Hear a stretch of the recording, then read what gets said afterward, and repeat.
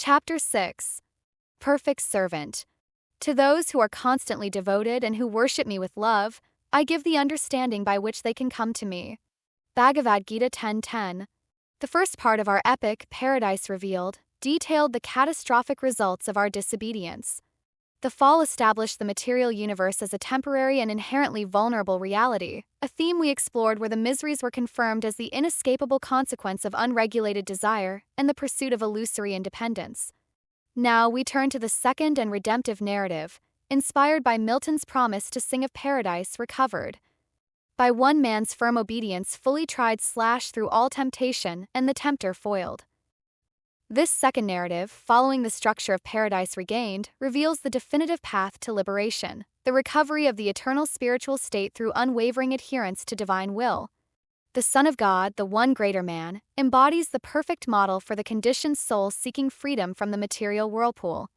His struggle in the wilderness is interpreted here as the perfect demonstration of devoted service, contrasting his fixed spiritual conviction against the wiles of the tempter.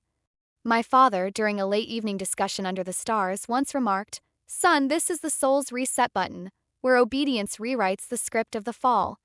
This chapter, guided by his wisdom and the Gita's teachings, explores how the son's obedience reclaims the soul's identity, setting a blueprint for paradise regained. The fundamental principle governing this redemption is encapsulated in our chapter motto. This sacred instruction establishes the essence of pure action. The living entity is merely an instrument in the divine plan, whose success is guaranteed not by personal power, but by acting under superior direction. The victory achieved by the Son, therefore, is rooted entirely in his perfect submission and realization of his eternal role as the supreme servant, a lesson resonant with today's leaders who find strength in delegation rather than domination. Transition to the greater man. The stage for this monumental trial is the waste wilderness. The narrative opens with the Spirit leading the Son, the glorious eremite, into the desert.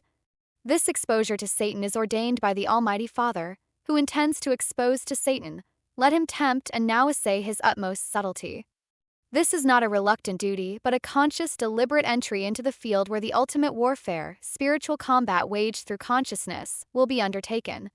The wilderness setting itself carries profound symbolic meaning. Unlike the lush Garden of Eden where Adam and Eve faced their trial amid abundance and comfort, the Son's testing ground is austere, stripped of material conveniences and distractions.